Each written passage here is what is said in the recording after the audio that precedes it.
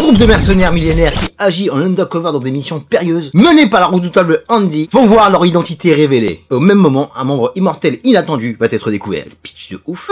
Monsieur, bonjour, nous allons concaner sur la nouvelle sortie en date du vendredi de Netflix, The Old Guard, la vieille garde. Adaptation comic book attendue, et franchement, c'était génial. De l'action titanesque, un casting charismatique emmené par la magnifique Charlize Theron, et de la réflexion philosophique sur l'immortalité.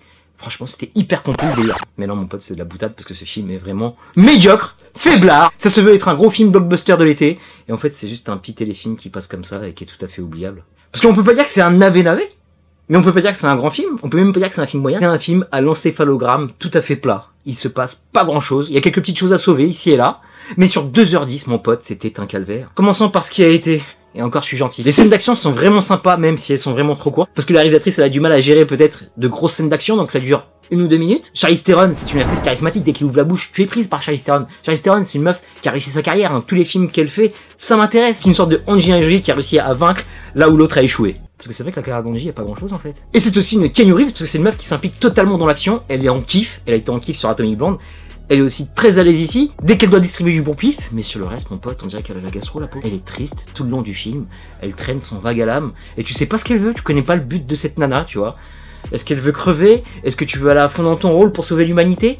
Elle est perdue, et tout ce film est perdu avec elle, et le reste du casting ne sert pas à grand chose, tu vois. Tu vois cette team, purée, elle est incompréhensible. En fait, t'as Andy, Charlize Theron, t'as la petite qui vient de découvrir son pouvoir, et t'as les 3 qui sont au milieu. 3 mecs qui sont inutiles. Et quand tu vois ce casting, juste avec les blazes, tu sais directement où le film va t'emmener. Parce que tu peux prédire à l'avance ce scénario. Il y aura vraiment aucune surprise, mon pote. Le chemin est une ligne droite parce que il y a Matthias Schoenaerts, et lui, quand il fait des films outre-Atlantique, il fait tout le temps le même rôle. Et les Britanniques, Chiwetel Ejiofor, qui lui aussi, pareil, dès qu'il passe du côté des States, c'est tout le temps la même chose. Donc avec ces deux-là, plus Charlize, tu connais tout le scénario à l'avance, et à cause de ça, tu es complètement désinvesti dès le début, quoi. La gamine qui est là, elle a vraiment un petit capital sympathie.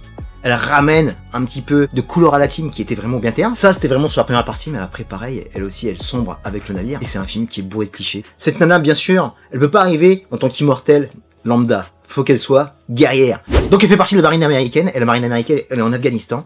Et il y a une scène cliché où tu vois des soldats en train de donner des bonbons aux petits Afghans. Et après, par répondre vers les femmes, c'est eux qui vont intervenir auprès d'elles pour déloger un terroriste. Putain, c'est quoi ça? Ça fait longtemps que j'avais pas vu un truc aussi nul. Ah si, j'avais oublié le Bloodshot d'il y a quelques mois là. Et pareil pour les 2 autres individus qui sont dans la team, qui existent juste par leur orientation sexuelle et par leur romance. Et ça c'est vraiment plat, mais un truc de ouf. Et en plus il y a une scène à un moment où le mec qui fait sa déclaration d'amour de manière romanesque et lyrique, et ils s'embrassent alors qu'ils sont pris d'otage. Mais purée, c'était nul, comment c'est mal emmené, c'était moche, c'était ridicule. J'aurais pu en rire, mais j'ai même pas ri quoi, tellement j'étais gêné pour ces gars quoi. Comment tu peux leur faire jouer une scène pareille qui est vraiment pourri. En plus t'as Luca Marinelli qui avait joué dans Jake Robot, qui était complètement fou ce film, il était excellent dedans, et là tu le ramènes pour rien. C'est comme Matthias et Chiwetel, c'est des bons acteurs qui ont fait des gros films, mais là ils sont là juste pour prendre le cacheton et servir la soupe par Charlize Theron, qui elle aussi on a à moitié rien à foutre quoi. Et le film on souffre, il en souffre par rapport à sa crédibilité artistique. C'est un film qui est international, où ça se passe dans pas mal de pays différents, on doit avoir de jolis décors, et bah franchement les décors ils sont vraiment chum. Là aussi c'est très plat, y a rien qui en ressort. Tu vas au Maroc, à Marrakech, la Casbah elle est ridicule. Tu sautes du train, tu vas en Afghanistan, là aussi ça sert pas à grand chose. Attention, nous allons à Paris, et finalement tu te retrouves à Goussainville, dans un petit coin de campagne avec une église. En plus elle lui pose la question, mais attends, mais c'est pas Paname ici? Ouais, c'est à Goussainville, on est juste à côté, on est en banlieue là. Tu vois, tu prends le RER, à quelques stations t'arrives à Paname. Et ça continue plus belle, il reste encore un peu en France, mais en fait, ils vont jamais à Paris, tu vois, ils restent en race-campagne. Je sais pas où ils ont tourné leur truc, mais en fait, Paris, c'est peut-être trop cher d'y tourner, c'est peut-être trop cher d'y faire un décor. On se prend pas la tête, hein, tu vois. Et c'est pareil à Londres sur le final. Le final où ça s'énerve un peu, mais il reste un quart d'heure, donc faut aller très vite. Et encore le cliché ultime de ce film, purée, le bad guy. Tous les bad guys qui sont autour d'eux, c'est de la chair à canon, ils savent à rien. Le Nemesis est un mania de l'industrie pharmaceutique. Bravo, on est là contre le grand capital. C'est pas bien, il va se servir de ça pour faire des milliards de dollars. Putain. Et en plus, il est nul, le mec.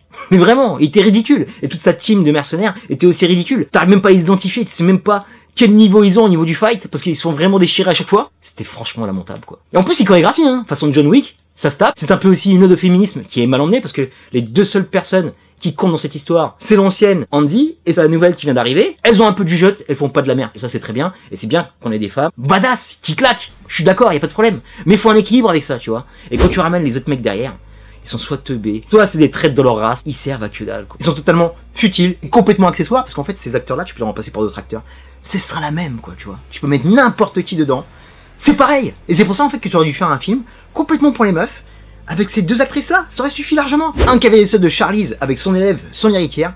Ça passe 10 fois mieux que ce truc-là. Et ça aurait retiré toutes ces longueurs. On est en train de patauger dans de la glu, purée, ça décollait pas, quoi. Et purée, ce final à Londres, tu nous prends vraiment pour des cons. Ça se passe à la City. La City, il y a du monde, il y a des gens qui vont taffer, tu vois. Il y a la scène d'action en question, où c'est une sorte de finale, et tout d'un coup, les gens reviennent, et la police arrive, ils ont le temps de se barrer.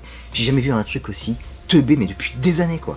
C'est des facilités scénaristiques qui existaient dans les années 80 à la rigueur. Mais là, sont un peu plus subtils. Bref, c'était laid comme cet épilogue aussi. T'es en train de me teaser avec une scène post-générique façon Avengers du pauvre, qui va avoir peut-être une suite. Peut-être que certains ont kiffé, mais moi, mon pote, tu m'as mis coup de tête, balayette, manchette, et tu m'as dit, casse-toi, quoi. C'est pas pour toi, ce truc-là. Et j'étais motivé en plus, hein, franchement. C'était parfait, c'était l'été. Pas de blockbuster au cinéma, pas de film d'action au cinéma. Ça passe par Netflix. C'est cool, on y va. Là, je vois 2h10.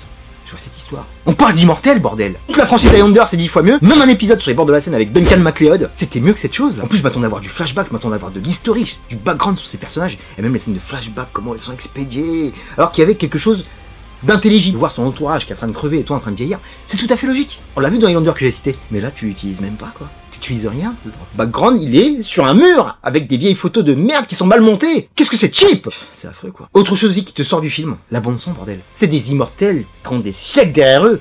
Tu veux pas mettre une musique épique, tu ne demandes pas de faire du Hans Zimmer, mais un truc correct, une bonne composition. C'est quoi cette pop dégueulasse qui n'a rien à voir avec ces personnages que tu me décris? Pareil au niveau des armes, moi je kiffe l'anachronisme. Je kiffe voir des mecs avec des mitraillettes, des armes hyper modernes et des armes médiévales, des schlasses, des haches qui datent d'il y a des siècles. C'est mortel. Je pensais qu'on allait avoir ça. Et l'arme de Charlize Theron, comment elle défonce, tu te dis qu'elle va découper avec dès qu'elle va l'avoir dans la main. Et bah elle va l'utiliser 2 fois, quoi. Et c'est pareil pour les autres avec leur épée, ils font rien avec, quoi. Ça utilise des guns et franchement, tu t'en fous, quoi. Pour en terminer avec ces immortels vraiment mortels d'ennui, ça aurait pu être un film sympa, popcorn, action movie d'été. Et en fait, c'est rien du tout, quoi. Ça va nulle part, ça erre son but. 2h05 d'ennui avec quelques petites scènes d'action qui sont cool, mais qui durent 5 secondes. Des acteurs interchangeables. Un film oubliable. Charlize en bonne professionnelle qui tombe de son âge, mais elle aussi tombe aussi dans la fosse sceptique, avec tout le reste. Un film sans ambition, un script paresseux, des décors limite dégueulasses. 2h09 d'ennui, et je sais pas comment j'ai fait pour aller au bout, purée. Peut-être pour Charlize, tu vois. Terminus pour The Old Guard. Je te dis à très bientôt pour de prochaines vidéos. D'ici là, porte-toi bien. Est-ce que tu as vu The Old Guard? Qu'est-ce que tu en as pensé? Est-ce que tu as aimé? Est-ce que tu n'as pas aimé comme moi? Qu'est-ce que tu as vu cette semaine? Laisse-moi un petit commentaire, ça vous tombe magnifique. Peace and love.